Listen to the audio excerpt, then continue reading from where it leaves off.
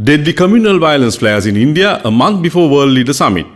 Separate outbreaks of violence this week, including the alleged shooting of 3 Muslim men by a police officer on a train, have exposed the deep communal fissures in India weeks before it welcomes Group 20 G20 leaders to the capital. Violence erupted in the northern state of Haryana state on Monday after a right-wing Hindu organization led a religious procession in the Muslim-dominated region of Nuh. Clashes spread to several districts of the finance and tech hub Gurugram, also known as Gurgaon, home to more than 1.5 million people and hundreds of global firms, where violent mobs predominantly targeted Muslim-owned properties, setting buildings ablaze and smashing shops and restaurants. At least 6 people died, including 2 police personnel and a cleric who was inside a mosque that was set alight. And more than 110 people have been arrested, authorities said. Gurugram's district councillor urged residents to remain home and ordered the closure of some private education institutes and government offices. As the violence unfolded about 1,300 kilometers south in Maharashtra on a train traveling to Mumbai, another deadly attack demonstrated the depth of country's sectarian divide. According to CNN, a police officer opened fire on a moving train, killing 4 people, including a senior constable and 3 Muslim passengers. In a video that has emerged of the aftermath and quickly gone viral, the officer can be seen standing over a lifeless body, rifle in arm, as terrified travelers huddle at the end of the coach. In the video, the officer glances at the body, then scans the carriage before saying, "If you want to vote, if you want to live in Hindustan, then there's only one Narendra Modi and Yogi Adityanath." Referencing the country's leader and the Hindu monk turned chief minister of India's most popular state, he appeared to be advocating for their popular but deeply divisive policies.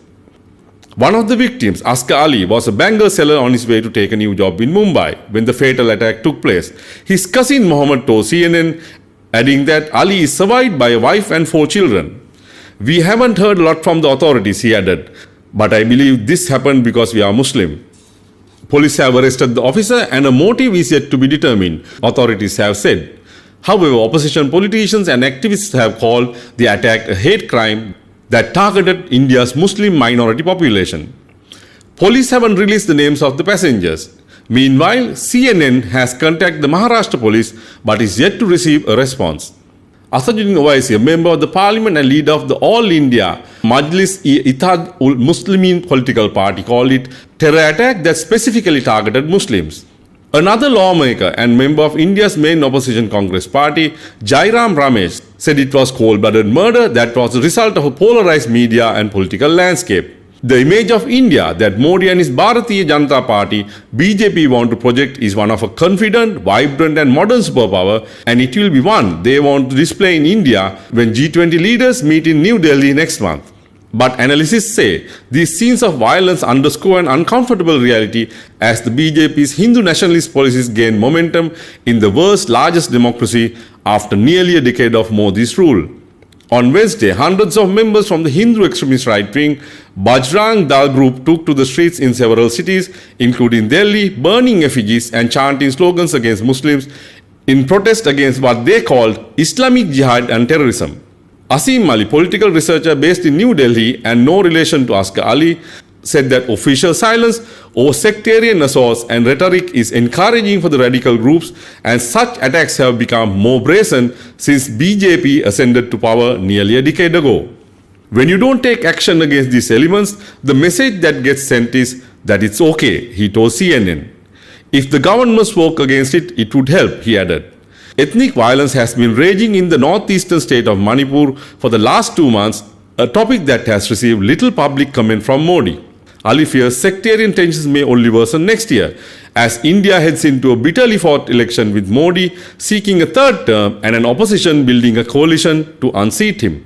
The latest communal violence comes against a broader rise in hate crimes against minority groups. A study by economist Deepankar Basu noted the 786% increase in hate crimes against all minorities between 2014 and 2018 following the BJP's election victory. The BJP, however, says it does not discriminate against minorities and treats all its citizens with equality. But Basu's study shows and news reports indicate the brunt of these hate crimes targeted Muslims. And activists point to a host of recent incidents that they say contribute to India's sharp communal divide. Last month, the BJP Chief Minister of the state of Assam, Himanta Biswa Sarma, blamed Muslims for the soaring prices of tomatoes. His accusation came weeks after he lashed out at former US President Barack Obama, saying Indian police should take care of the many Hussein Obama in the country, referring to the country's Muslims. Funny thing is that the former US President Obama is not a Muslim. Meanwhile, Adityanath, the Chief Minister of Uttar Pradesh, who was referenced by the police officer allegedly involved in the train shooting, is among the most divisive of the BJP politicians. Since he took office, the state has already passed legislation that critics say is rooted in Hindutva, the ideological bedrock of Hindu nationalism. It has protected cows and animals considered sacred to Hindus from slaughter and made it increasingly difficult to transport cattle. It also introduced a controversial anti-conversion bill which makes it difficult for interfaith couples to marry or for people to convert to Islam or Christianity.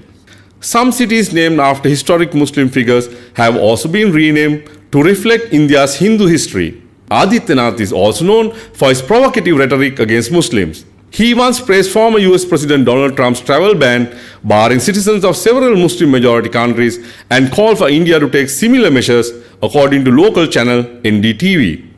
India has one of the largest Muslim populations in the world, with an estimated 170 million adherents, roughly 15% of its 1.4 billion population. Adityanath's cabinet members have previously denied allegations that they are promoting Hindu nationalism. But prominent Muslim author and journalist Rana Ayub, who has written extensively about India's sectarianship, says the current political rhetoric emboldens radical right-wing groups who feel increasingly protected and untouchable in today's India. It feels like an Orwellian novel playing in front of you, she said, adding she fears for the safety of her Muslim friends and family. I think the silence of the country is a tacit approval for this hate politics.